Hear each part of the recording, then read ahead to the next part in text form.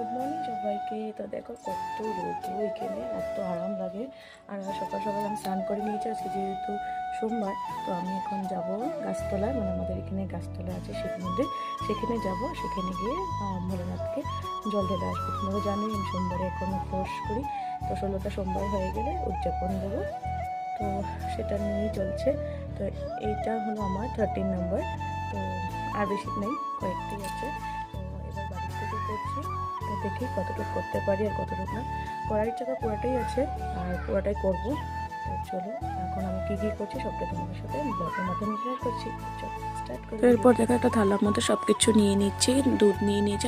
আর এই পাত্রটার মধ্যে আমি সব কিছু দিয়ে দিয়েছি, ঘি, মধু, অগুরু, তিল, চন্দন, গঙ্গা জল সব দিয়ে দিয়েছি। এরপর ফুল একটু নিয়ে নিচ্ছি। ফুল হলুদ ফুলে আছে সামনে, কারণ লাল ফুল আমি দিইনি, আমি হলুদ ফুল আর সাদা ফুল নিয়ে নিয়েছি। আর এদিকে বেলপাতা, ধান, দুব্বা সব মানে একসাথে সব নিয়ে নেব, কারণ সব একসাথে নিয়ে গিয়ে যেতে পারবো। তার উপর আমি রিশাকে নিয়ে যাচ্ছি, তার জন্য মানে সব একসাথে নিয়ে নিয়েছি। দেখো সব কিছু নিয়ে নিয়েছি। দেখো বেলপাতা আমাদের ঘরেই আছে, বেলপাতা নিয়ে নিয়েছি, দুব্বা উঠিয়ে নিয়েছি, সব নিয়ে যাচ্ছি। আর যে কর্পূরও আছে, সব দিয়ে জ্বালিয়ে দেবো, মানে সেখানে পূজা করে জ্বালিয়ে দেবো। এরপর দেখো আমি আর ঈশা হেঁটে হেঁটে যাচ্ছি আমাদের মন্দিরে। আমাদের ঘরের সামনেই আছে ডাঙ্গরি বাবার, মানে বট গাছটা, যেটা অশ্বত্থ গাছ না বট গাছ সেটা, তো ডাঙ্গরি বাবার মন্দিরটা। তো আমরা সেখানে গিয়ে পুজো করব। সবাই এখানেই যায়, আমরাও এখানেই ছোটোবেলা থেকে এখানেই গেছি, তো ওখানেই যাচ্ছি। তো খালি পায়ে চলে গেছি, সামনে যেহেতু রাস্তাঘাট পরিষ্কার ছিল তার জন্য অসুবিধা হয়নি। আর এসে দেখি এখানে জেঠুমনিকে দেখেছি, মানে আমাদের পাশের বাড়ি জেঠুমনিকে পুজো দেখছিল। আর দেখো কত বড় মানে গাছটা, আর দেখো গাছটা এত বড় হয়ে গেছে যার জন্য সব কিছু ফেটে ফেটে যাচ্ছে, কারণ পাকা করে দিয়েছিল তার জন্য ফেটে ফেটে যাচ্ছে।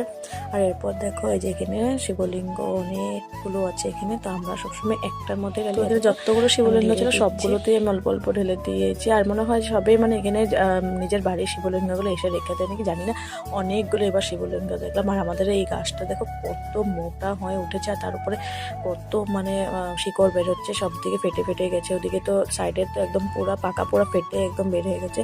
তো দেখো আমি ধান দুব্বা বেলপাতা দিয়ে দিয়েছি, বাড়িতে যেভাবে দিই সেভাবেই এখানে দিয়েছি।